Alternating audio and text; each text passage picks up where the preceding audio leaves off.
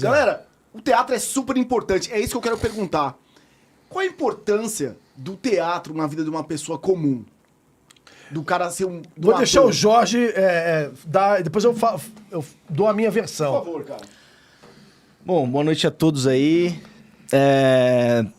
O teatro, ele tem essa possibilidade de despertar a pessoa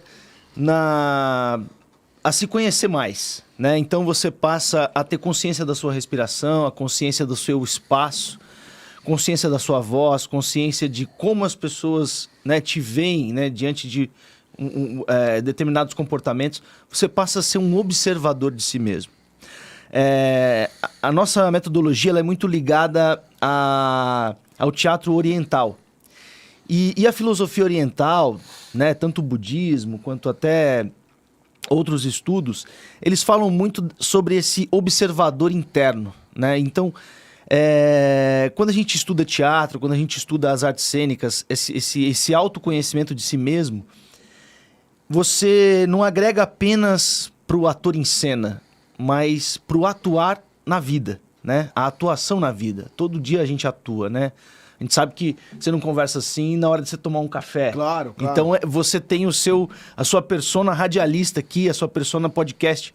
E o teatro ele te dá essa consciência de poder transitar entre essas personas. Então esse é um pouco do teatro. Vocês entraram no teatro pra vencer a timidez ou exatamente por falta dela? Cara, eu vou primeiro te responder a primeira pergunta, depois isso aí tem a ver com o que eu ia falar. Eu concordo com tudo que o Jorge falou, né? Eu vou dar uma outra faceta, né? O teatro, ele te ajuda nos relacionamentos. Todo ser humano é muito só. Você, por mais que tenha pessoas em volta de você, muitas vezes você se sente muito só. E o que acontece? Na medida que você começa a fazer teatro, seja um teatro bom, um teatro mais ou menos, ou um teatro ruim, é melhor do que não fazer nenhum. Eu gosto tanto de teatro que eu acho que a pessoa tem que começar de qualquer maneira. Nem que seja naquele beabá do teatro. Porque aí, pelo menos, a pessoa tá ali dando a oportunidade dela se conhecer mais, como o Jorge acabou de falar, e também dela se relacionar com o outro. Porque a gente tem muita dificuldade nessa questão do se relacionar. E você se relacionando, você descobre mais coisas sobre você. Sim. Né? Porque o outro sempre é reflexo. Então, à medida que você começa a respeitar o outro, você começa a ter uma noção de tempo e espaço através do que o teatro proporciona, você se sente mais seguro, mais confiante. Por exemplo, no meu caso, eu nunca fui tímido, mas eu sentava lá atrás, na última fileira da escola, porque a minha língua toda perra, a minha língua toda no fundo. Eu falava exatamente assim. E aí eu fui pro fundo de olho. Aí a fono falou assim, você tá fudido. Nunca você vai... Essa língua tua tem que operar, tem que... Eu falei, não quero operar. E aí, cara, com muita dificuldade, eu acabei tendo que passar por várias fonos até me dar um toque, assim, sabe? De assistir uma peça. Eu tinha 9 anos de idade, fui assistir um espetáculo e aí, no tablado, assisti a peça, cara, fiquei maravilhado. Aí eu saí pra conversar com os atores. Eu não gostei dessa bosta, não sei o que. Aí os caras começaram... presa ainda. Mano, a língua tava presa. E os caras gostaram de mim, né? Falaram, cara, por que você não vem fazer aqui e tal? E aí, na época, era difícil fazer teatro, porque algumas famílias eram bem rigorosas, principalmente no Rio de Janeiro. E eu dizia que ia pro judô, que ia fazer judô, mas na verdade matava o judô e ia pro teatro.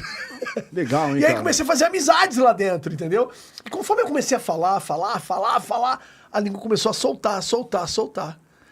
Eu não cheguei a fazer a fono, olha que loucura, né? É só da experiência com o teatro.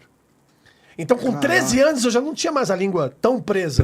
Presa eu tenho até hoje, né? Você vai perceber bem, tem uma coisinha lá que fica ali no fundo. Mas eu não precisei fazer uma operação, não precisei... Mas será que não era alguma coisa interna, cara? Psicológica? Cara, eu não sei, mas o freio melhorou bastante. Hoje o freio é solto, né? A língua, ela transita de uma maneira diferente. Fala mais que o tiozinho do picolé. Oh, agora tá solta. Eu vi pra quem quer seguir o Jorge no Insta... O Jansen. O Jansen. Desculpa, Jorge. Pô, desculpa. Cara, eu vi você carnavalesco também, né? Sim, eu sou carnavalesco também. Pô, muito louco. Agora, cara, minha pergunta. Vocês entraram pra acabar com a timidez ou por falta dela? Porque como você Essa encara? pergunta, só pra finalizar o meu, eu entro no Jorge. Cara, eu nunca fui tímido, mas eu vi muitas pessoas tímidas romperem com esse medo. Porque o que é timidez? A timidez nada mais é do que um medo. Só que nós não temos só a timidez, nós temos diversos medos. E o medo é o maior vilão do ator. Um artista... De todo mundo, né? É, de todo mundo, mas o ator perde o poder da criatividade se ele tá com medo. Ele não consegue criar enquanto o medo tá presente. Ele precisa se livrar disso. Então, por exemplo, a questão da timidez, eu já vi em várias pessoas que foram vencidas só com a prática do teatro, ali o dia a dia com o teatro, né? Mas no meu caso, não foi a timidez, foi a língua presa que me impulsionou. E você, Jorge?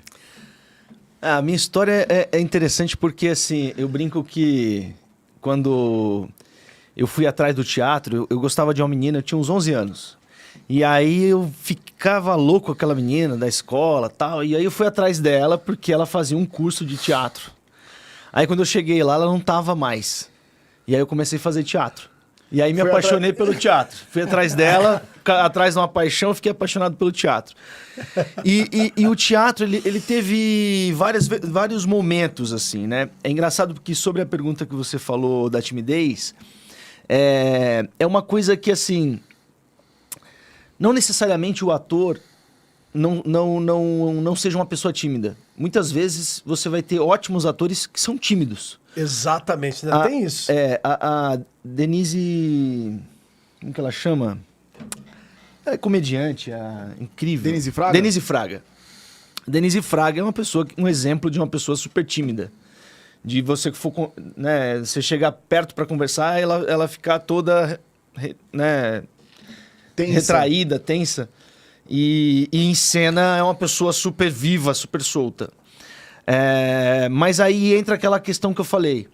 Com o passar do tempo, você passa a observar de onde vem essa timidez. E é engraçado, e eu vou falar uma coisa agora pra vida, né? Porque muitas pessoas são tímidas e não reconhecem isso como ego. Só que o ego, ele se disfarça também na timidez. Então, o excesso da timidez é um excesso de ego. Por quê? Porque você só tem timidez ao se preocupar como as pessoas estão te olhando. Verdade. Se as pessoas vão se incomodar com o jeito que você falou, com o jeito que você é, com o jeito... Então você está sempre atenta. E quando você vai... O Jansen tem, né, um livro aí que está saindo incrível, que está um pouco ligado à resposta disso. Quando você liga o foda-se, então o Jansen fala, eleve-se ou foda-se. Né? Eu vi então, hoje. É o meu livro, isso. é o meu livro. Legal, elevar-se é justamente assim, eu sou o que eu sou, nem mais nem menos, né? E aí você para de se preocupar com o que vão achar e tal, e você começa a trazer consciência de si mesmo. Mas o teatro, para mim, ele tem uma outra vertente que é assim, eu comecei muito com a parte ainda egóica. Eu acho que o ego move o ator. Né? A gente tem muito problema de reconhecer ego, né? E falar assim, não posso ter ego, não posso ser... Não, eu acho que o ator, por si, ele gosta de se aparecer, né? Mas aí ele passa a entender um pouco mais dele. E aí eu falo que, assim, eu queria ser muitas pessoas através da arte, e eu descobri muitas pessoas dentro de mim através da arte. Então, ela é uma grande escola nesse sentido. Porque aí você vê que não está fora, está dentro. Tanto os nossos personagens, quanto as coisas mais brilhantes que você vai ver, elas nascem do seu íntimo, né? Uhum. Então, a gente brinca com esse lugar. Nós temos a face do bandido, nós temos a face do santinho, a face do castro, do profano, de tudo. E leva né? isso pro dia a dia? E aí a gente leva um pouco pro dia a dia. Né? Tipo, tá numa balada, o cara é ator, né, cara? O cara tem várias personalidades ali escondidas. Mas é engraçado, porque assim... Hoje eu vou ser o bonzinho. O ator mesmo, no meu ponto de vista, o ator, ele precisa trabalhar com a verdade. Quando ele não trabalha com a verdade, né? E tanto que muitas vezes são pessoas excêntricas, né?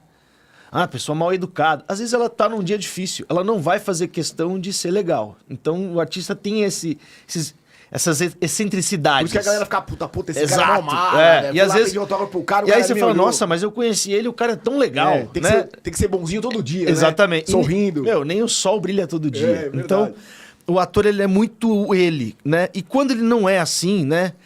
Eu falo que ele se torna um ator canastrão. Então, assim, ele consegue ser sempre o legal, tal, e aquele tipo, né? Aquela forma. Então, você reconhece um ator canastrão pela forma. E ele acaba sendo canastrão na vida. Então, ele deixa também de ser ele. Verdade. Ele ganha uma forma, né? Então, a arte, ela tira muitos véus. Tanto de nós, artistas, né? Quanto perante as pessoas, a gente vai também descendo os véus das pessoas. Então, a arte, ela é esse universo de conhecimento, de autoconhecimento, de autoobservação e de observação externa. Por isso que a gente percebeu que, assim, mais do que atores, a gente passou a se interessar pelo ser humano. Então, todo ser humano precisa conhecer a si mesmo, né? Conheça a ti mesmo e a verdade vos libertará, né? Então, tipo, uma vez que você conhece os seus medos, seus fantasmas, seus incômodos, você passa a ser uma pessoa livre, né?